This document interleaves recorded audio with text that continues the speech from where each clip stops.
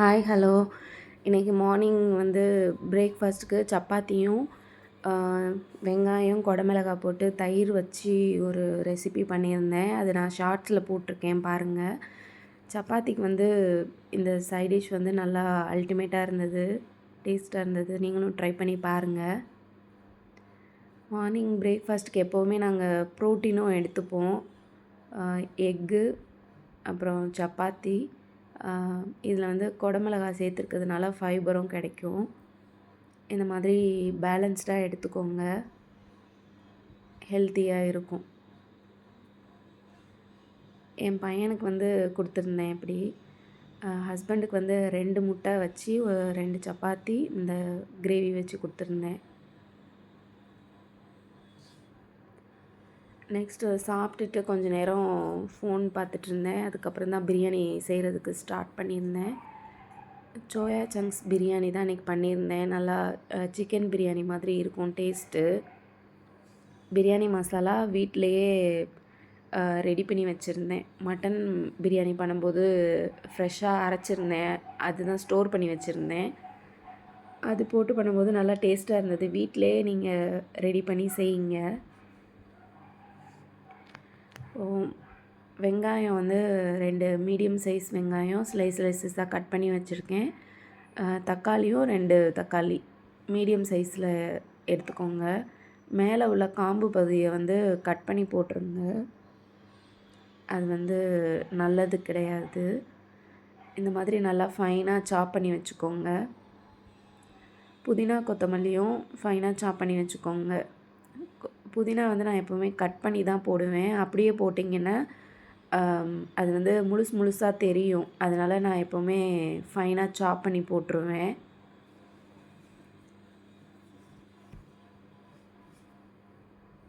இந்த கிளைமேட்டுக்கு பார்த்திங்கன்னா, இந்த மாதிரி சூடாக பிரியாணி செஞ்சு சாப்பிடும்போது நல்லா இதமாக இருந்தது.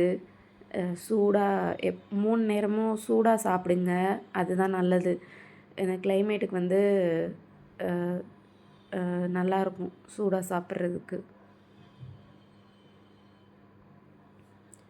நெக்ஸ்ட்டு மீல் மேக்கர் சுடுதண்ணியில் போட்டு எடுத்துக்கிறேன். ஒரு தண்ணி நல்லா கொதித்ததுக்கப்புறம் இந்த சோயா சங்க்ஸ் போட்டுட்டு ஒரு 10 நிமிஷம் மூடி வச்சுருங்க. அப்போ தான் நல்லா சாஃப்டாக வரும். அதுக்கப்புறம் நல்லா பிழிஞ்சு எடுத்துக்கோங்க. நெக்ஸ்ட்டு பிரியாணி செய்கிறதுக்கு தாளிச்சுக்கலாம். நான் 2 ஸ்பூன் நெய்யும் கொஞ்சமாக எண்ணெயும் ஊற்றிருக்கேன். 2மே சேர்த்துக்குவேன் நான்.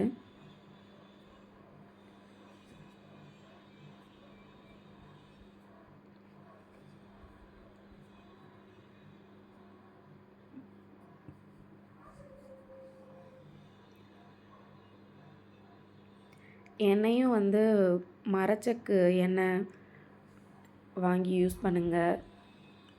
கோல்டு வின்னர் ரீஃபைண்ட் ஆயிலெலாம் யூஸ் பண்ணாதீங்க. நான் ஃப்ரை பண்ணுறதுக்கு மட்டும் வாங்கிப்பேன் கோல்டு வின்னர் அந்த மாதிரி. மித்தபடி நான் கடலை எண்ணெய், நல்லெண்ணெய் தான். நல்லெண்ணெய் வீட்டிலையே அரைச்சி கொடுத்துருவாங்க. நல்லெண்ணெய், கடலை எண்ணெய் இது மட்டும் தான் மாற்றி மாற்றி யூஸ் பண்ணுவோம். எப்போயாவது தேங்காய் எண்ணெய் யூஸ் பண்ணிப்போம். இப்போ ஹோல் ஸ்பைசஸ்லாம் போட்டுக்கலாம். ஒரு பிரியாணி இலை, 2 கிராம்பு, 2 ஏலக்காய், ஒரு அன்னாச்சி பூ, சோம்பு இதெல்லாம் போட்டு ஃப்ரை பண்ணிக்கோங்க. நல்லா ஃப்ரை ஆனதுக்கப்புறம் 2 ஆனியன், ஒரு பச்சை மிளகாய் இதெல்லாம் கட் பண்ணி சேர்த்துக்கோங்க. இதெல்லாம் போட்டு நல்லா ப்ரௌன் கலரில் நல்லா வதங்கி வரணும். அப்போ தான் பிரியாணியோட டேஸ்ட்டு நல்லாயிருக்கும்.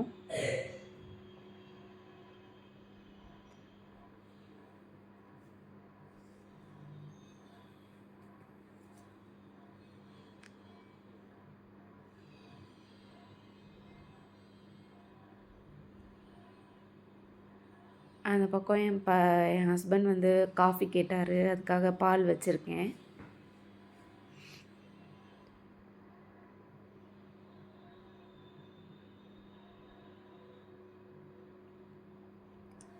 இந்த கிளைமேட்டுக்கு நல்லா சூடாக ஏதாவது குடிச்சிட்டே இருக்கணும் போல் இருக்குது. அவர் காஃபி கேட்டார், அதான் போட்டுட்ருக்கேன்.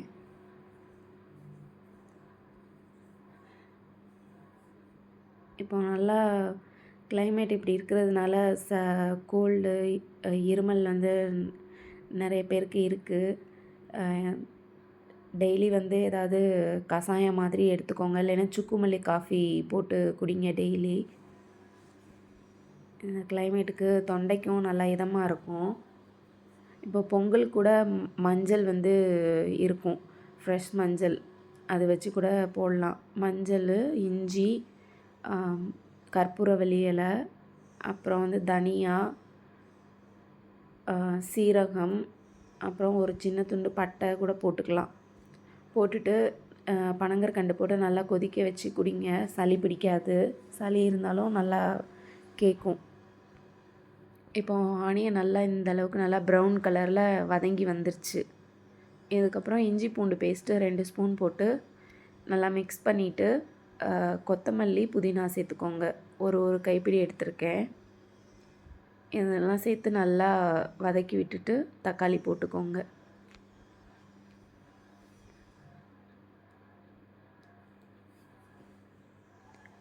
இப்போ நான் மீல் மேக்கர் யூஸ் பண்ணி இன்றைக்கி பண்ணியிருக்கேன்.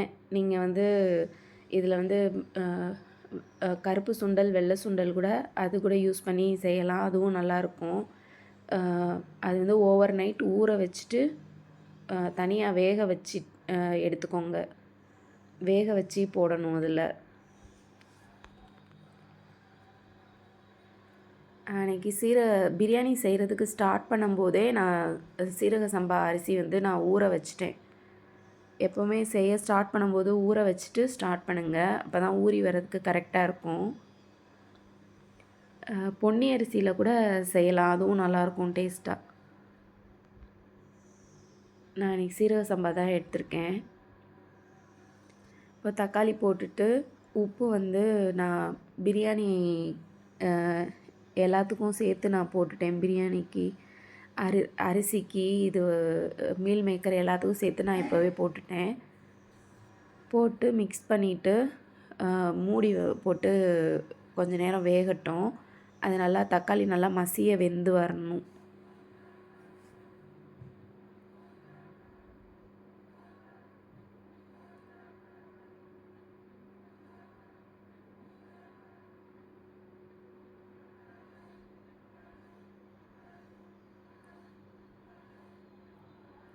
இப்போ தக்காளி நல்லா மசிஞ்சதுக்கப்புறம் ஒரு ஸ்பூன் வந்து சில்லி பவுடர் சேர்த்துக்கிறேன். 2 ஸ்பூன் வந்து நான் வீட்டிலேயே அரைச்சி வச்சுருந்தேன் பிரியாணி மசாலா. அதுதான் நான் சேர்த்துக்கிறேன். எப்போவுமே பிரியாணி மசாலா அரைச்சிங்கன்னா அன்றைக்கே வந்து யூஸ் பண்ணாதீங்க. அது கொஞ்சம் நல்லா காரமாக இருக்கும். மறுநாள் யூஸ் பண்ணுங்கள். மொதல் நாளே இன்றைக்கி செய்ய போகிறீங்கன்னா மொதல் நாளே வந்து ரெடி பண்ணி வச்சுக்கோங்க. இந்த மாதிரி வீட்டிலே ரெடி பண்ணி போடுங்க. நல்லாயிருக்கும். அதோடய ஃப்ளேவர் நல்லாயிருக்கும். பிரியாணி மசாலா போட்டு நல்லா கொஞ்சம் வதங்கினதுக்கப்புறம் தயிர் சேர்த்துக்கிறேன். ஒரு 4-5 ஸ்பூன் தயிர் சேர்த்துக்கிறேன்.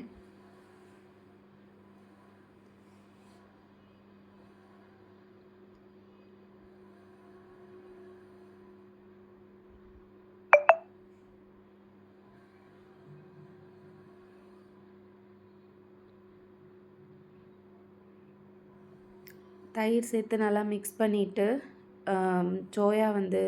சோயா சங்க்ஸ் வந்து நல்லா பிழிஞ்சி வச்சுருந்தோம் இல்லையா, அதை சேர்த்து நல்லா மிக்ஸ் பண்ணிக்கோங்க. மிக்ஸ் பண்ணிவிட்டு மறுபடியும் மூடி போட்டு கொஞ்சம் எண்ணெய் பிரிஞ்சு வர வரைக்கும் மூடி போட்டு வச்சுருங்க. நல்லா எண்ணெய் பிரிஞ்சு வந்ததுக்கப்புறம் தான் தண்ணி சேர்த்துக்கணும். அப்போ தான் டேஸ்ட்டு நல்லாயிருக்கும். எங்களுக்கு வந்து சோயா சங்க்ஸ் வந்து பிடிக்கும். அதனால் நான் நிறைய சேர்த்துருக்கேன். உங்களுக்கு கம்மியாக வேணும்னா கம்மியாக சேர்த்துக்கோங்க. இப்போது 1 கப் ரைஸ்க்கு 1.5 கப் தண்ணி ஊற்றிக்கிறேன்.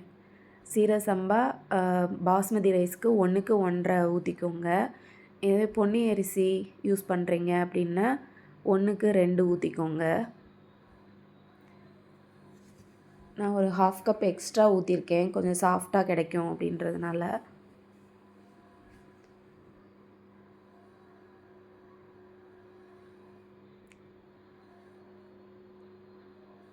இப்போ நல்லா இது கொதித்ததுக்கப்புறம் அரிசி சேர்த்துக்கிறேன் நான். என் பையனுக்கு சீரக சம்பா அரிசியில் செஞ்சால் அவனுக்கு ரொம்ப பிடிக்கும். பாஸ்மதி அரிசியை விட சீரக சம்பா தான் எங்கள் வீட்டில் விரும்பி சாப்பிட்றாங்க. அதனால் சீரக சம்பா தான் செய்வேன் நான் எப்போவுமே.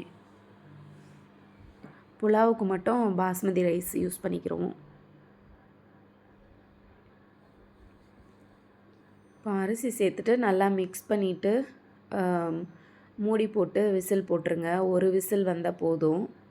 நான் ஃபுல்லாக சிம்மில் வச்சுட்டு ஒரு விசில் வச்சு எடுத்துக்கிட்டேன். நல்லா சாஃப்டாக வந்துருந்துச்சு.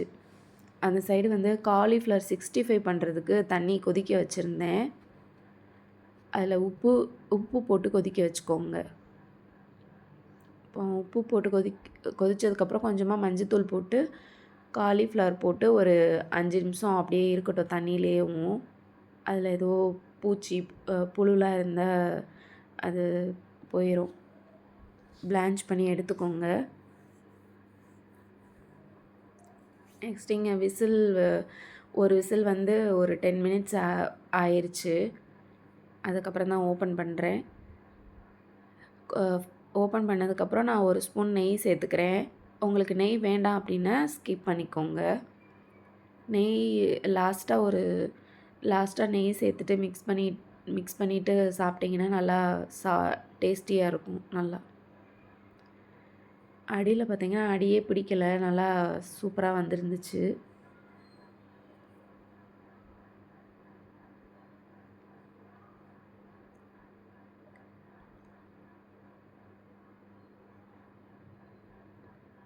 இதில் சிக்கன் பிரியாணி பண்ணுறீங்க அப்படின்னா சிக்கன் வந்து ஒரு 1/2 அன் ஹவர் வந்து மேரினேட் பண்ணி வச்சுருங்க. தயிர், உப்பு, இஞ்சி பூண்டு பேஸ்ட்டு, கொஞ்சமாக சில்லி பவுடர், பிரியாணி மசாலா கொஞ்சம் போட்டு நல்லா ஊற வச்சு போட்டு யூஸ் பண்ணுங்கள்.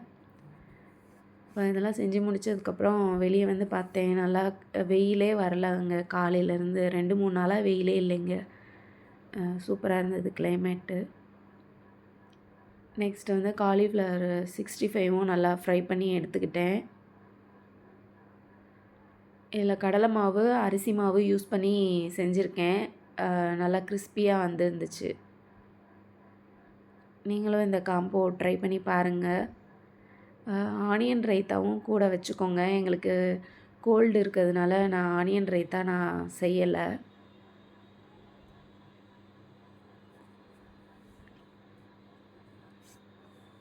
மதியானம் அந்த கிளைமேட்டுக்கு இந்த மாதிரி காம்போ நல்லா ஃபில்லிங்காக இருந்தது. நல்லா